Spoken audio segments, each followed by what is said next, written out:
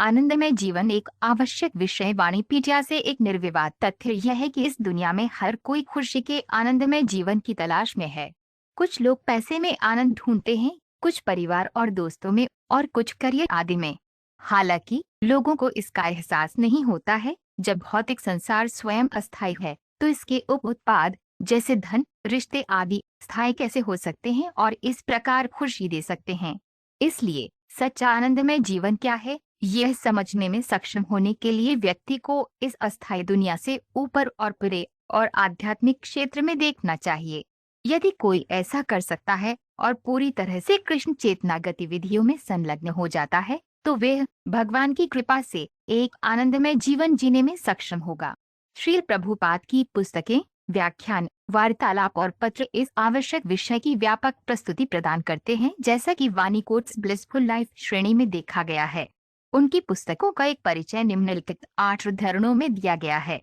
श्रील प्रभुपाद की पुस्तकों से उद्धरण जीव यदि वे इस श्रवण प्रक्रिया के प्रति समर्पण करता है, तो भौतिक प्रकृति पर हावी होने की उसकी लंबे समय से चली आ रही इच्छा खो जाएगी और धीरे धीरे और आनुपातिक रूप से जैसे जैसे वे हावी होने की अपनी लंबी इच्छा को कम करता है, वह आध्यात्मिक खुशी का आनंद लेने लगता है। वैदिक मंत्र में कहा गया है कि जैसे जैसे वे भगवान के परम व्यक्तित्व के साथ विद्वान बन जाता है, वह अनुपातिक रूप से अपने शाश्वत आनंदमय जीवन का आनंद लेता है। भगवद गीता 13.22। बाकी सभी लोग स्वयं को संतुष्ट करने का प्रयास कर रहे हैं, जबकि भक्त केवल भगवान को संतुष्ट करने का प्रयास करता है। भक्ति प्रक्रिया दूसरों से बिल्कुल अलग है। भगवान की प्रेमपूर्ण सेवा में अपनी इंद्रियों को संलग्न करके भगवान को प्रसन्न करने के लिए काम करने से भक्त तुरंत दिव्य मंच पर स्थित हो जाता है और वह असीमित आनंदमय जीवन का आनंद लेता है। श्रीमद्भागवत 4.11-14। ये पहले ही समझाया जा चुका है कि भगवान की 3/4 ऊर्जा के ब्रह्मांड में न तो मृत्यु है और न ही भय, और व्यक्ति खुशी और ज्ञान के आनंदमय जीवन से परिपूर्ण है। श्रीमद्भागवत 2.6-20। इस जीवन में कोई ये सोच सकता है कि वह अमेरिकी, भारतीय, अंग्रेज या जर्मन बनकर बहुत खुश है, लेकिन अगले जीवन में उसे 84 लाख प्रजातियों में से एक और शरीर स्वीकार करना होगा। कर्म के अनुसार अगला शरीर तुरंत स्वीकार करना पड़ता है। किसी को एक निश्चित प्रकार का शरीर स्वीकार करने के लिए मजबूर किया जाएगा और विरोध करने से कोई फायदा नहीं होगा। यही प्रकृति का कठोर नियम है। अपने शाश्वत आनंदमय जीवन के प्रति जीव की अज्ञानता के कारण वह माया के जादू के तहत भौतिक गतिविधियों के प्रति आकर्षित हो जाता है।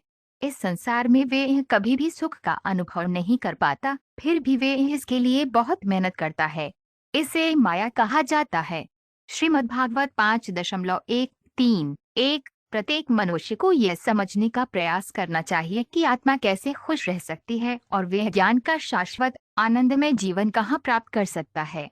मनुष्य को इन विषय वस्तुओं का अध्ययन करने के लिए बनाया गया है, न कि अस्थायी शरीर की देखभाल में लीन रहने के लिए, जिसका परिवर्तन निश्चित है।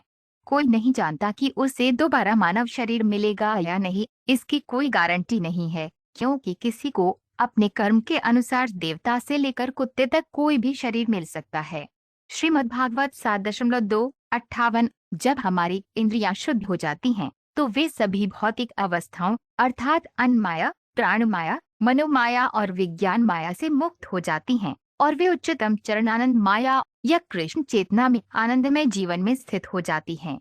फूल सतोप मायावादी दार्शनिक आनंद माया को सर्वोच्च में विलीन होने की अवस्था मानते हैं। उनके लिए आनंद माया का अर्थ है कि परमात्मा और व्यक्तिगत आत्मा एक हो जाते हैं, लेकिन वास्तविक तथ्य यह है कि एकता का अर्थ परम में विलीन हो जाना और अपना व्यक्तिगत अस्तित्व खो देना नहीं है। आध्यात्मिक अस्तित्व में विलीन होना ही जीव की सर्वोच्च के साथ गुणात्मक एकता की प्राप्ति है। कृष्ण ग्रंथ अध्याय 87। व्यक्ति को तपस्या करनी चाहिए ताकि उसकी अस्तित्वगत स्थिति शुद्ध हो जाए और वह सीमित आनंदमय जीवन प्राप्त कर सके।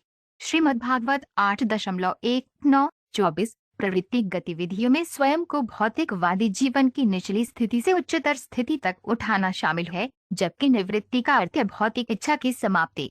प्रवृत्ति गतिविधियों के माध्यम से व्यक्ति भौतिक उलझन से पीड़ित होता है, लेकिन निवृत्ति गतिविधियों के माध्यम से व्यक्ति शुद्ध हो जाता है और शाश्वत आनंदमय जीवन का आनंद लेने के योग्य बन जाता है। श्रीमद्भागवत 7.15-47।